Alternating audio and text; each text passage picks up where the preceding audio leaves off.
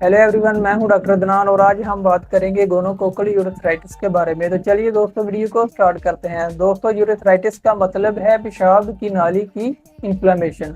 Urethritis दो word से मिलकर बना हुआ है। पहला वर्ड है यूरेथ्रा, जिसका मतलब है पेशाब की नाली, और दूसरा वर्ड है आइटिस, जिसका मतलब है इन्फ्लामेशन। दोस्तों, जिस वर्ड के साथ आइटिस का वर्ड अटैच होता है वहां पर इन्फ्लामेशन के बारे में ही बात हो रही होती है। फॉर एग्जांपल ऑर्काइटिस, प्रोस्टेटाइटिस वगैरह। दोस्तों, यूरेथ्राइटिस बैक्टीरिया या इन्फेक्शन की वजह से ही होता है। दोस्तों, यूरेथ्राइटिस की दो टाइप्स हैं, एक है गोनोकोकल यूरेथ्राइटिस और दूसरी है नॉन गोनोकोकल यूरेथ्राइटिस। दोस्तों, आज हम गोनोकोकल यूरेथ्राइटिस के बारे में ही बात करेंगे। गोनोकोकल यूरेथ्राइटिस भी इन्फेक्शन की वजह से होता है। दोस्तों, आपने एसटीआई के बारे में सुना होगा, सेक्सुअली ट्रांसमिटेड इन्फेक्शन। दोस्तों, ये भी सेक्सुअली ट्रांसमिट होने वाला इन्फेक्शन है। इसका मेन कारण नेसेरी गोनेरिया और क्लेमेडिया है, जो मल्टीपल सेक्स पार्टनर्स की वजह से फैलता है। इन बैक्टीरिया की वजह से होने वाले यूरेथ्राइटिस को गोनोकोकल यूरेथ्राइटिस कहते हैं। दो यूरेथ्राइटिस की प्रॉब्लम फीमेल्स में भी होती है। अगर किसी मेल को यूरेथ्राइटिस हो तो वो मेल अगर किसी फीमेल के साथ सेक्सुअल इंटरकोर्स करता है तो वहां से फीमेल को भी इसका इन्फेक्शन हो जाता है। दोस्तों, फीमेल में यूरेथ्राइटिस होने के चांसेस ज़्यादा होते हैं, क्योंकि फीमेल के यूरेथ्रा का साइज मेल्स के मुकाबले में काफ़ी कम होता है, जिसकी वजह से इन्फेक्शन होने के चांसेस ज़्यादा होते हैं। दोस्तों, गोनोरिया और क्लेमेडिया की वजह से फीमेल की विजाइना के अंदर भी इन्फेक्शन हो जाता है, और विजाइना के साथ जितने भी पार्ट्स अटैच होते हैं उनमें भी इसका इन्फेक्शन होने लगता है। For example labia minora, labia majora, यहाँ क्लाइटोरस वगैरह। तो दोस्तों, अब बात करते हैं गोनोकोकल यूरेथ्राइटिस होने के बाद हमारी बॉडी में सिम्टम्स कौन से देखने को मिलते हैं। तो जो सबसे पहला सिम्टम है वो है कि पेशेंट को यूरिन करते वक्त बर्निंग होती है। यूरेथ्रा में काफ़ी ज़्यादा बर्निंग होती है, इसके साथ पेन होती है और यूरिन बार बार आता है पेशेंट को यूरिन ड्रॉप बाय ड्रॉप आता है, और ऐसा फील होता है कि उसके ब्लैडर में अभी यूरिन की काफ़ी क्वांटिटी पड़ी हुई है, जिसकी वजह से उसको बार बार अर्ज होती है यूरिन करने की। और जब वो यूरिन करता है तो उसको drop by drop he urine आता है, क्योंकि इन्फ्लेमेशन की वजह से पेशाब की जो नाली होती है वो काफ़ी सिकुड़ जाती है। पेशेंट को डिसयूरिया की प्रॉब्लम हो जाती है। जब भी पेशेंट यूरिन करता है तो उसको यूरिन करते वक्त जलन होती है, और इसके साथ साथ यूरिन में ब्लड आ सकता है और यूरिन में सीमन की क्वांटिटी भी देखी जा सकती है। और पेशेंट को यूरेथ्राइटिस होने की वजह से उसकी यूरिन कंट्रोल करने की एबिलिटी कम हो जाती है। यूरेथ्रल ओपनिंग वाली जगह पर इचिंग होती है और ग्रोइन एरिया पर स्वेलिंग हो जाती है, और वहां पर दबाने से दर्द होता है। पेशेंट को सेक्सुअल इंटरकोर्स करते हुए वक्त भी काफ़ी डिस्कम्फर्ट होता है और पेन होती है, और जब इजैकुलेशन का टाइम आता है तो उस वक्त भी काफ़ी ज़्यादा पेन होती है पेशेंट को।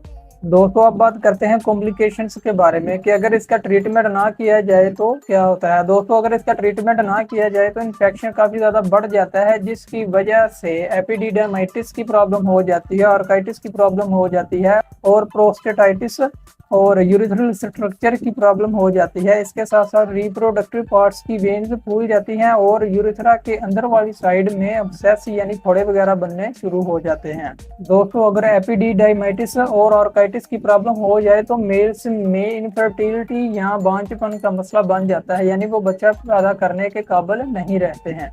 तो दोस्तों, अब बात करते हैं होम्योपैथिक मेडिसिन के बारे में, जो यूरेथ्राइटिस और गोनोकोकल यूरेथ्राइटिस में बहुत ही अच्छा वर्क करती हैं, और बैक्टीरिया मेडिका में काफ़ी अच्छे तरीके से इनके बारे में बताया गया है। दोस्तों, गोनोकोकल यूरेथ्राइटिस की ही एक टाइप है। तो दोस्तों, इसमें जो मेडिसिन यूज होती हैं वो यूरेथ्राइटिस के केसेस में भी यूज होती हैं। तो दोस्तों, सबसे पहली मेडिसिन का नाम है कैंथरेस। दोस्तों, बार बार पेशेंट को यूरिन करने की अर्ज होती है, और जब भी पेशेंट यूरिन करता है उसको यूरिन में जलन होती है और काफ़ी ज़्यादा दर्द होती है, और यूरिन ड्रॉप बाय ड्रॉप आता है। दोस्तों, जलन जो है बर्निंग कैंथरस का मेन सिम्टम है। ये दूसरी बीमारियों में भी यूज होती है, और जहाँ पर बर्निंग सेंसेशन हो वहाँ पर कैंथरस को लाजमी तौर पर यूज करते हैं।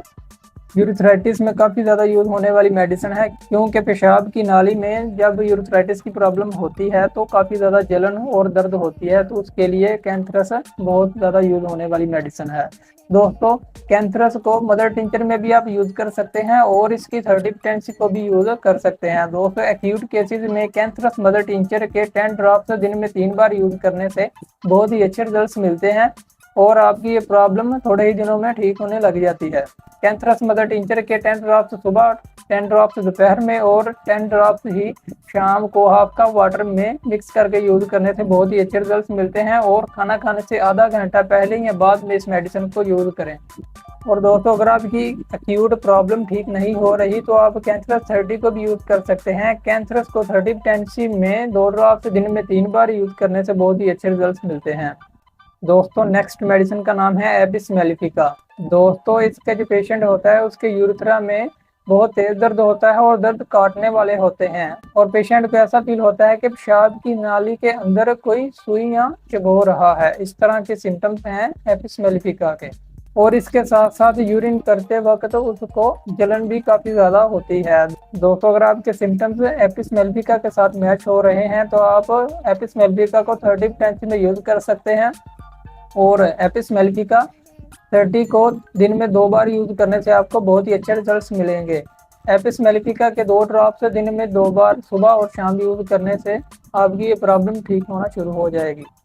दोस्तों, नेक्स्ट मेडिसिन का नाम है मेडोराइनम। दोस्तों, मेडोराइनम उन केसेस में बहुत अच्छा वर्क करती है जिन पेशेंट्स के गोनोरिया का ट्रीटमेंट ना किया हो, तो उनके लिए ये काफ़ी इफेक्टिव मेडिसिन है। दोस्तों, इसमें भी वही यूरिथ्राइटिस के सिम्टम्स होते हैं कि यूरिन करते वक्त काफ़ी ज़्यादा जलन होती है, दर्द होता है यूरिन करते वक्त पेशेंट को। और इसके साथ साथ यूरिथ्रा से पस का डिस्चार्ज भी होता है। पस का डिस्चार्ज काफ़ी ज़्यादा होता है जिसकी वजह से यूरिथ्रा का जो ओपनिंग वाला हिस्सा होता है वो बंद हो जाता है। और जब सुबह के वक्त पेशेंट यूरिन करता है तो उसको काफ़ी ज़ोर से यूरिन करना पड़ता है। उसके बाद ही उसके जो पेशाब की नाली है वो खुलती है और उसको यूरिन होता है। इस तरह के सिम्टम्स हैं इसके और काफ़ी ज़्यादा इफेक्टिव मेडिसिन है। दोस्तों, मेडोराइनम को आप 1 ml में भी यूज कर सकते हैं और इसकी 200 पोटेंसी भी यूज कर सकते हैं। मेडोराइनम को वीकली डोज के तौर पर यूज करने से बहुत ही अच्छे रिजल्ट्स मिलते हैं। अगर इस तरह की हिस्ट्री है, अगर किसी पेशेंट के गोनोरिया का ट्रीटमेंट वगैरह नहीं हुआ तो आप इस मेडिसिन को यूज कर सकते हैं। दोस्तों, बहुत ही इफेक्टिव मेडिसिन है। दोस्तों, नेक्स्ट मेडिसिन का नाम है आर्जेंटम नाइट्रिकम।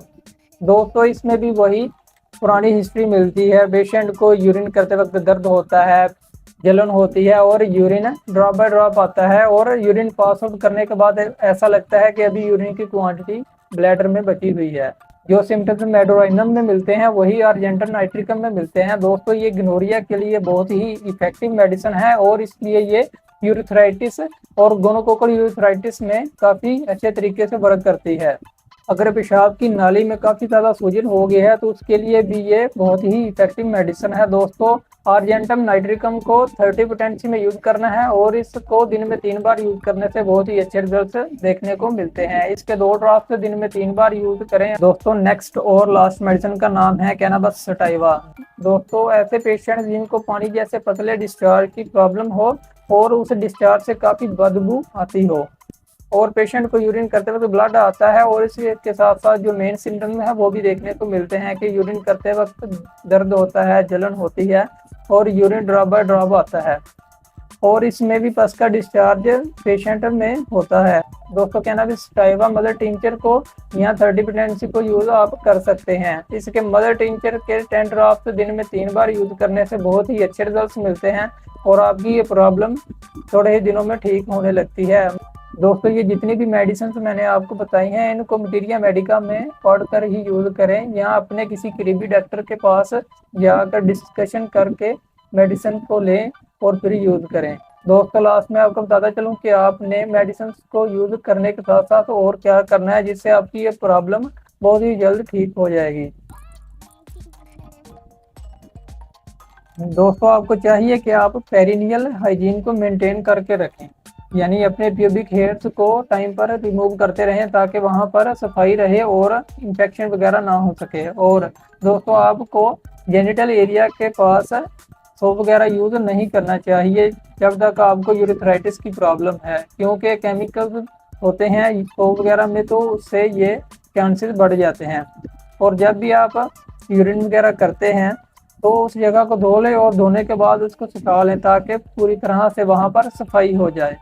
और वजाइनल एरिया और पेनिस पर कोई भी लोशन वगैरह यूज ना करें। दोस्तों, लास्ट में कि जब तक आपकी यूरेथ्राइटिस की प्रॉब्लम या गोनोकोकल यूरेथ्राइटिस की प्रॉब्लम पूरी तरह से ठीक नहीं हो जाती, आपको चाहिए कि आप सेक्सुअल इंटरकोर्स से दूर रहें।